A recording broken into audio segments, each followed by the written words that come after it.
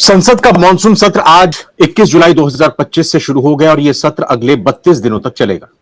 पहले दिन सत्र की शुरुआत में पहलगाम आतंकी हमले और अहमदाबाद प्लेन क्रैश के मृतकों को श्रद्धांजलि दी गई।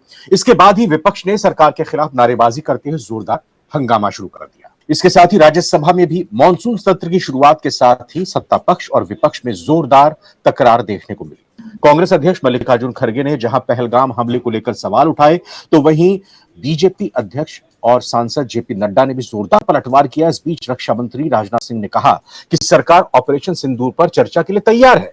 उन्होंने कहा कि चाहे वो कितनी भी व्यापक चर्चा हो और चाहे कितनी भी घंटे लगे, सरकार तैयार है, बातचीत करेगी, जवाब देगी। वहीं राहुल गांधी ने केंद्र सरकार पर जोरदार हमला बोला। लोकतंत्र का गला घोंटा जा रहा है, ऐसा उन्होंने कहा और कहा कि संसद में तानाशाही का जोर है। रक्षा मंत्री को बोलने दिया जाता है, लेकिन विपक्ष के नेताओं को, यहां तक कि मुझे यानी राहुल गांधी को, जो नेता प्रतिपक्ष हूं, बोलने नहीं दिया जाता। तो ये रही संसद के भीतर की खबर। लेकिन मानसून सत्र के पहले दिन सोमवार को पीएम नरेंद्र मोदी सदन की कार्यवाही शुरू होने से पहले संसद परिसर में यानी संसद के जो पूरी कार्यवाही है उससे बाहर मीडिया को संबोधित कर रहे थे, उससे रूबरू हुए। उन्होंने कहा कि ऑपरेशन सिंदूर कामयाब रहा है। हमने 22 मिनट में ऑपरेशन सिंदूर के तहत आतंकी ठिकानों को जमींदोज कर दिया। दुनिया ने भारत का सैन्य सामर्थ्य देखा है। पीएम ने कहा कि ऑपरेशन सिंदूर के तहत भारत के सेना ने जो लक्ष्य निर्धारित किया था वो 100% अचीव किया। हमने सिद्ध करके दिखा दिया कि इसमें मेड इन इंडिया सैन्य शक्ति का नया स्वरूप दिखाई दिया है। तो पॉलिटॉक का आज का एपिसोड है। नमस्कार, मैं रविंद्र सिंह आपके साथ। और संसद का मानसून सत्र इस बार कैसा हंगामेदार रहेगा, ये बात तो तय नजर आ रही है आज पहले दिन की शुरुआत होने से ही। अब क्या विपक्ष सरकार को घेरने में मानसून सत्र में कामयाब हो पाएगा? सदन में सार्थक चर्चा और बहस हो पाएगी क्या? सरकार कौन से विधेयक इस सत्र में लाने जा रही है? और बड़ा सवाल ये कि क्या मोदी सरकार की तरफ से कोई सरप्राइज इस सत्र में आने वाला है, जिसका अंदाजा किसी को भी नहीं है। चर्चा की शुरुआत करते हैं। नवभारत टाइम्स के पॉलिटिकल एडिटर नरेंद्र नाथ मिश्र जी जुड़ चुके हैं हमारे साथ। नरेंद्र जी, बहुत बहुत स्वागत है आपका। स्वागत है। नमस्कार सारे दर्शकों को। और सीधा सर सवाल यही है कि इस बार कौन चौंकाने वाला है? देखिए, जैसे आपने कहा कि जैसे आज पहले दिन मानसून में हंगामेदार ये मानसून सेशन में मुद्दों के छींटे पड़ेंगे। इस बार कुछ चीजें जो खास बात है, जो इस बार विपक्ष के नजरिए से पहले आप देखें तो पहली बार और बार क्या होता था कि कांग्रेस कुछ अपने मुद्दे को लेकर दौड़ रही है या टीएमसी का विरोध होता था या बाकी, तो ठीक है, विपक्ष अपनी इंटरनल कन्फ्लिक्ट अपनी जगह पे है। लेकिन इस बार जैसे पहलगाम है या वोटर रिविजन का मामला है, कुछ ऐसे मुद्दे हैं जिस पर विपक्ष एक मत है।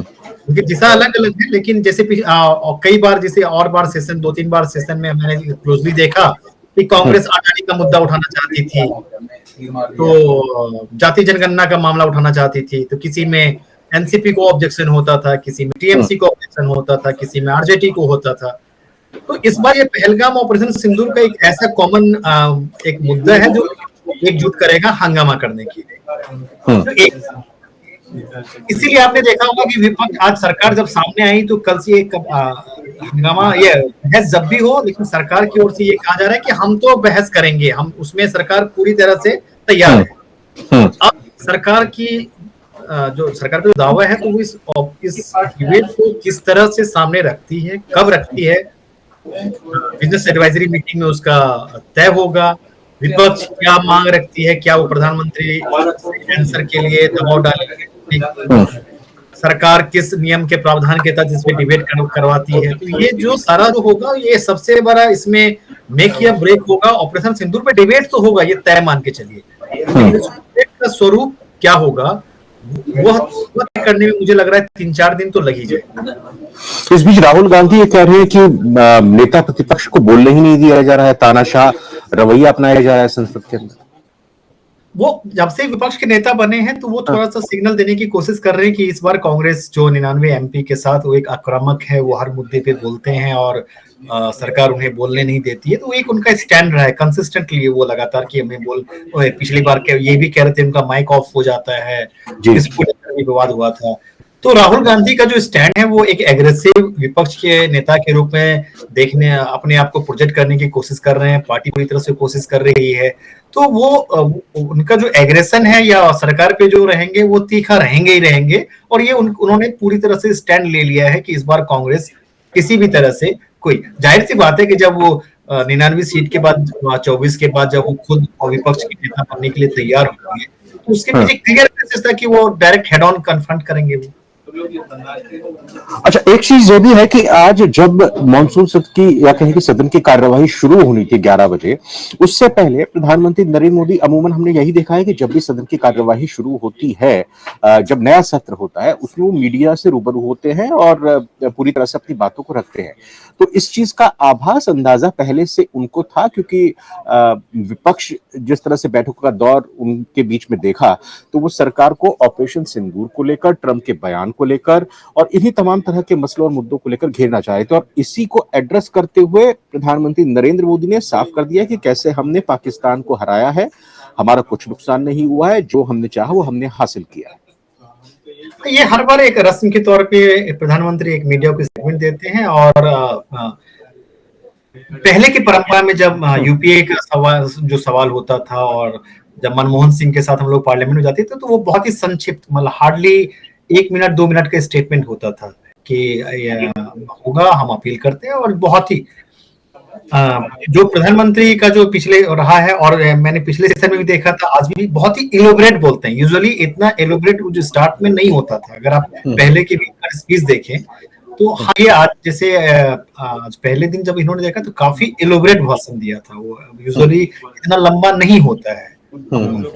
उन्होंने काफी इलोबरेट और एक तरह से सरकार का पक्ष रखने की कोशिश की कि कहीं ना कहीं ये पॉलिटिकली अब तो ये सब सहमत तो हैं ही। अगर बात करें तो ऑपरेशन सिंदूर में सरकार के लिए जितने एक ओपन फील्ड या एक क्लियर कट होना चाहिए था उतना नहीं रहा। जिस तरह से सीज फायर या कुछ ऐसे सवाल उठे जो कहीं ना कहीं सरकार के लिए भी थोड़ा सा है कि जो जिनमें उनको स्पष्टता लानी है।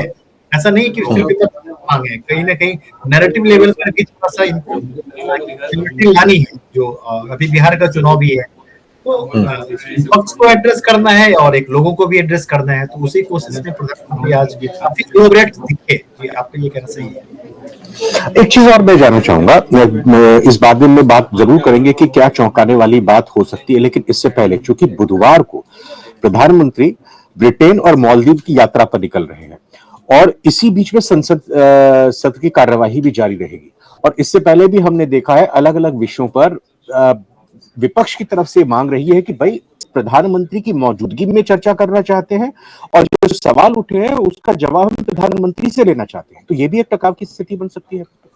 देखिए, जैसा जो ट्रेंड है, अब पहले वीक तो काम होने को नहीं रहा। अच्छा, इस सत्र की आप 2-3 चीजें देख लीजिए। इस सत्र में 21 दिनों का सत्र है, करीब 20 या 21 बिल है। अगर सरकार के एजेंडा के हिसाब से देखें तो कोई इतना इम्पोर्टेंट कोई ऐसा बिल नहीं है जिसे सरकार इसे पास कराने के लिए बहुत ही जैसे इस सेशन में हो जाए। एक इनकम टैक्स अमेंडमेंट बिल है, लेकिन उसके लिए ऐसा नहीं कि सरकार तमाम उस अभी एक पॉलिटिकली इतने इम्पोर्टेंट कोई या इकोनॉमिक पॉलिसीज के हिसाब से अभी की तारीख में जब सरकार ने अभी तक रखा है तो कोई ऐसा अहम बिल नहीं है, ना कोई ऐसा इतना अहम एजेंडा है। तो इसीलिए सरकार के लिए भी बहुत उतनी अर्जेंसी नहीं होगी विपक्ष को मनाने की।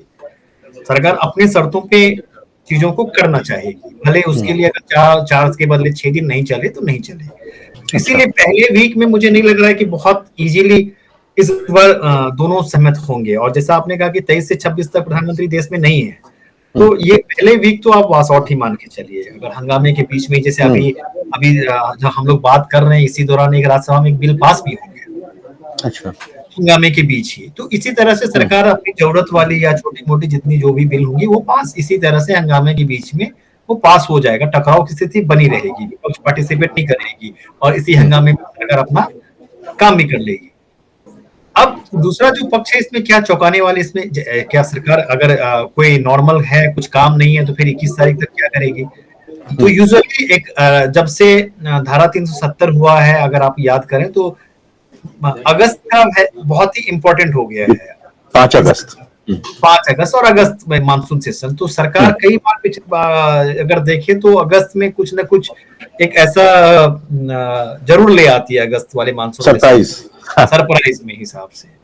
तो इस बार भी जब हो रहा है तो कई सारी चीजें हो रही है। क्या यूसीसी का ड्राफ्ट बिल पेश कर देंगे, क्या एक देश एक चुनाव से जुड़ा हुआ कोई बिल ले आएंगे।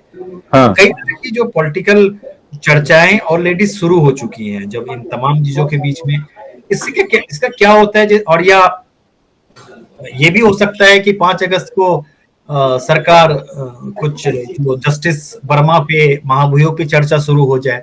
तो हाँ, अगर देखें तो सरकार के इस सेशन में जस्टिस वर्मा का जो महाभियोग है, इम्पीचमेंट जो मामला है, वो एक सरकार के लिए एक आप मास्टर स्ट्रोक कह सकते हैं। क्यों? क्योंकि जैसे हम लोग की बात हुई थी अमित शाह की यहाँ सरकार के जो 11 साल पूरे हुए थे उसमें जब बात हो रही थी, उन्होंने कहा कि ये जस्टिस वर्मा पे हम लोगों ने पूछा था क्या जस्टिस वर्मा पे महाभियोग आएगा तो क्या विपक्ष कितना तैयार है, क्या सपोर्ट करेगा? बोले सपोर्ट नहीं करेगा अगर तो उनको राजनीतिक नुकसान होगा, वो सिर्फ करप्शन के साथ दिखेंगे। इसमें चाहेंगे अगर वो विरोध करेंगे मेरे लिए फायदा होगा। तो इसलिए इसका मतलब मंशा क्लियर थे कि जस्टिस वर्मा को एक करप्शन के खिलाफ एक बड़ी जंग के रूप में सरकार दिखाने की कोशिश करेगी। और अगर कोई विरोध करता है तो अगर आप देखें कोई ऑपोजिशन उसका विरोध नहीं कर रही है, कांग्रेस उसका विरोध नहीं करेगी, लेकिन कांग्रेस ने उसमें राइडर लगा दिया है कि अगर जस्टिस वर्मा पे आप अगर इम्पीचमेंट करेंगे तो मेरे हिसाब से जस्टिस यादव पे भी करना चाहिए, इलाहाबाद हाईकोर्ट में जस्टिस। कांग्रेस की स्ट्रेटजी वो और कांग्रेस एक वकीलों का एक बड़ा वर्ग भी इसके लिए पुश कर रहा है। तो एक फ्रंटेशन जो है सिर्फ पहलगाम पे देख रहे हैं, लेकिन पहलगाम से मेरे हिसाब से इस सत्र का जो सबसे महत्वपूर्ण पॉइंट होगा और सबसे जो शानदार डिबेट देखने को मिल सकती है, वो अगर इम्पीचमेंट पे डिबेट हुआ तो वो अगर आप याद करें जब एक बार और जस्टिस का हुआ था तो कितनी शानदार डिबेट चली थी। और सारे जो भी दर्शक देख रहे हैं उनको जाके देखना चाहिए कि जस्टिस सेन के खिलाफ जब हुआ था तो कितनी शानदार डिबेट हुई थी। तो मुझे लग रहा है कि अगर इम्पीचमेंट पे बहस होती फिर इम्पीचमेंट पे होगा तो उसमें तय होता है कि सरकार तय करती है कि पहले डिबेट कहाँ होगा, राज्यसभा या लोकसभा। यूजुअली इस तरह की इम्पीचमेंट राज्यसभा में होता है, लेकिन जैसी चर्चा चल रही है कि वो सरकार लोकसभा में कराना चाह रही है। तो इस बार मुझे लग रहा है कि जैसे लोग पहलगाम, सिंदूर, बिहार वोटर लिस्ट हम देख रहे हैं, लेकिन मेरा देखना होगा कि जो इम्पीचमेंट वाला मामला होगा उस पे किस तरह से सरकार और विपक्ष की भी सहमति बनती है, इम्पीचमेंट होता है और डिबेट होता है। मेरे हिसाब से वो इस बार का सबसे देखने वाला सबसे। अब चूंकि आपने वोटर लिस्ट का जिक्र किया, अब राजनीति भी इसी लिहाज से की जाती है कि आगे आने वाले समय में कहां पर किस तरह से चुनाव आ रहे हैं, और करना भी चाहिए जब आप राजनीति में आए हुए हैं। तो बिहार की वोटर लिस्ट विशेष तौर पर आरजेडी और कांग्रेस के जरिए किस तरीके से उठाया जा सकता है? देखिए, आपने पहले दिन देखा बिहार का मुद्दा दिल्ली में उठा, बिहार, और आज से ही बिहार विधानसभा का भी सेशन था, वहां भी काम धाम नहीं हुआ, वहां भी उठा। और ये आपको चूंकि चुनाव आयोग ने कह दिया कि ये मामला हम बिहार तक ही नहीं रुकेंगे, तो अब बाद में इलेक्शन बंगाल में है, तो ममता बनर्जी पहले से स्टैंड ले चुकी हैं। और मेरे ख्याल से 28 तारीख को सुप्रीम कोर्ट में सुनवाई है, और ये भी उसी दौरान जब सत्र की सुनवाई है, ममता बनर्जी ऑलरेडी शुरू कर चुकी। तो ये सिर्फ बिहार का मसला नहीं है, इसे ये राष्ट्रीय मसला बन गया है। और चूंकि खुद आयोग कह रहे कि ये जो बिहार मॉडल होगा वो फिर आगे सब जगह लागू होगा। तो अभी ये मामला ये रुकने वाला नहीं है। और पहले वीक में शायद आप जैसा आपने जिक्र किया, शायद राजनीतिक रूप से अभी लोग थोड़ा सा हिचकेंगे। अगले वीक में डिपेंड करेगा कि सुप्रीम कोर्ट क्या इसमें रुख दिखाता है, उस लिहाज से राजनीतिक दिशा भी तय होगी। अगर सुप्रीम कोर्ट ने बहुत एग्रेसिवली आयोग को सपोर्ट कर दिया तो हो सकता है कब तब सदन में थोड़ा कमजोर हो और पॉलिटिकल राजनीतिक बयानबाजी और जमीन पे ज्यादा दिखे। तो शायद वो 26 का वो देखना चाहेंगे कि क्या रुख होता है। एक स्वस्थ लोकतंत्र के लिए नरेंद्र नाथ जी, एक मजबूत विपक्ष की बात कही जाती है। इस सत्र में विपक्ष कितना मजबूत दिखाई दे रहा है वो भी तब जब इंडिया गठबंधन से अलग होगी आम आदमी पार्टी। और अगर हम सर्वदलीय बैठकों की बात करें तो इस बार भी कोई एक सुर में सारे इंडिया गठबंधन के राजनीतिक दल दिखाई नहीं दिए। वही जैसे मैंने आपको पहली बार कहा कि इस बार विपक्ष के लिए पहले जैसे इंडिया गठबंधन में इस बार आम आदमी पार्टी नहीं है, या बाकी टीएमसी थोड़ा दूर दूर दिख रही है, शिवसेना ठाकरे गुट थोड़ा सा दूर दूर दिख रही है। लेकिन चूंकि इस बार इन लोगों के पास जो पहलगाम मुद्दा जो है वो इन लोगों को कॉमन फैक्टर दे रहा है विपक्ष के लिए। अब चाहे तो ये एक ऐसा मुद्दा है, चाहे तो सरकार के साथ देखें चाहे विपक्ष के साथ देखें, तो बीच वाली पार्टी जो विपक्ष है टीएमसी चाह के भी वो सरकार के साथ नहीं दिख सकती है, या आम आदमी पार्टी। तो इस बार भले वो विपक्ष के साथ उतनी दूरी दिखे, लेकिन मुद्दों पे उन्हें विपक्ष के साथ देखना होगा। और बार क्या होता है कि भले विपक्ष एकजुट दिखती थी, कई बार जैसे मैं पिछले 6-7 सेशन से देखा है कि उसमें कांग्रेस के अपने एजेंडे होते थे मुद्दा उठाने के, और कई बार विपक्ष में इवन आरजेडी से, एसपी से, बाकी लोग कहते थे कि ये कांग्रेस ये क्यों कभी राहुल गांधी अपना मुद्दा उठा रहे हैं, तो कभी कई बार जब अडानी का मुद्दा होता था तो कई सारे regional party, Sharad Pawar, Mamata Banerjee, Samajwadi party, वो उससे थोड़े दूर दिखते थे कि बार बार ये मुद्दा उठाएं। तो ये कहीं ना कहीं और बार, तो इस बार चूंकि उस तरह का मामला नहीं है ना पार्टी के लिए। कई बार एक बार जब राहुल गांधी पे ईडी की नोटिस आ गई थी तो कांग्रेस लगातार 5-6 दिन कर रहे थे, तो उसमें दूसरे दलों का होता था कि इसमें हम क्यों जाएं। तो इस बार उस लिहाज से देखें तो विपक्ष, आपका कहना चाहिए कि वो अलग बटा हुआ दादी दिख रहा है, लेकिन मुद्दों के पर वो एक दिख रहा है। अच्छा, चूंकि आपने राहुल गांधी का एक बार और जिक्र किया, मैं समझना चाहूंगा राहुल गांधी जिस तरह का से आज उन्होंने कहा कि मुझे बोलने नहीं दिया जा रहा है, इससे पहले भी उन्होंने कहा माइक बंद कर दिया गया, ये राहुल गांधी खुद तय करेंगे और करना भी चाहिए और उनके सलाहकारों की सलाह पर ही उनको अपनी बात रखनी चाहिए। लेकिन जिस तरीके से वो अपनी बातों को रख रहे हैं, वो विपक्ष की आवाज ना होकर वो राहुल गांधी की आवाज दिख रही है, वो कांग्रेस की भी आवाज नहीं दिख रही है।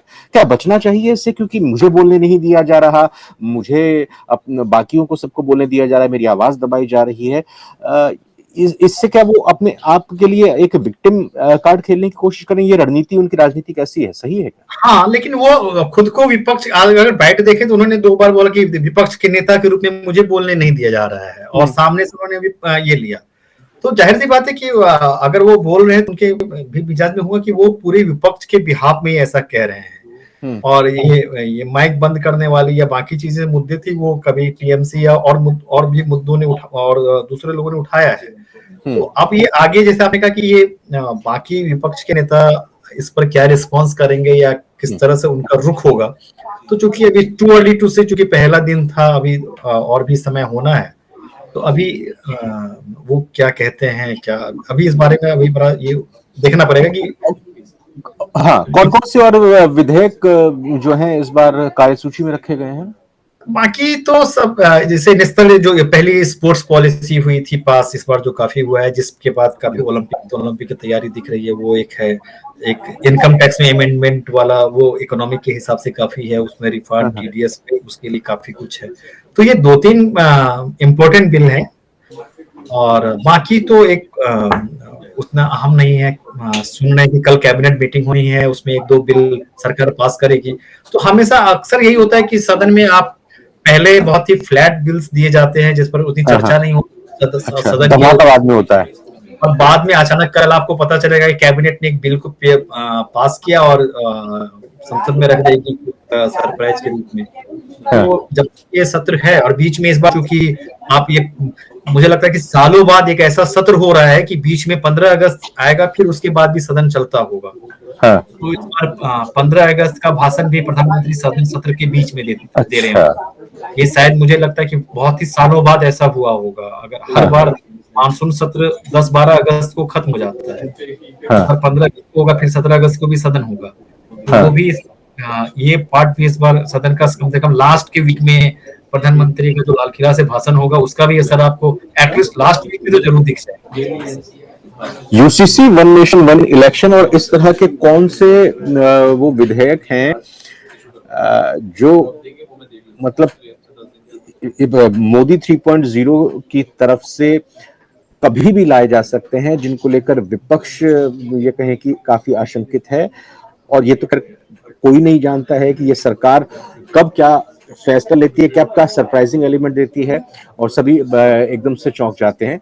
तो यूसीसी और वन नेशन वन इलेक्शन के अलावा और कोई ऐसा जो अभी पाइपलाइन में है इस तरह का विधेयक? मुझे वन नेशन वन इलेक्शन पर एक क्लैरिटी या बहस ज्यादा लग रही है। यूसीसी में इसलिए भी नहीं अभी इमीडिएट लगेगी कि यूसीसी में खुद बीजेपी सरकार और कई सारे जो नेताओं से जो बात हुई, उन्होंने संकेत दिया था कि यूसीसी हम लाएंगे, लेकिन उसे हम प्रोसेस में लाएंगे, उसे हम सेंट्रली नहीं लाएंगे, अलग अलग स्टेट्स में लागू करेंगे धीरे धीरे। वो इस तरह से, जैसे उत्तराखंड लाना भी शुरू कर दिया उत्तराखंड से उन्होंने। उत्तराखंड में लागू हो गया, और भी कई सारे राज्य में एजेंडा में है। तो मुझे लग रहा है कि उसमें वही यही मॉडल इन्होंने अपनाया है कि हम स्टेट्स में लागू करना शुरू करेंगे और वाटर टेस्ट करेंगे। वो बड़ा कॉम्प्लिकेटेड है वो।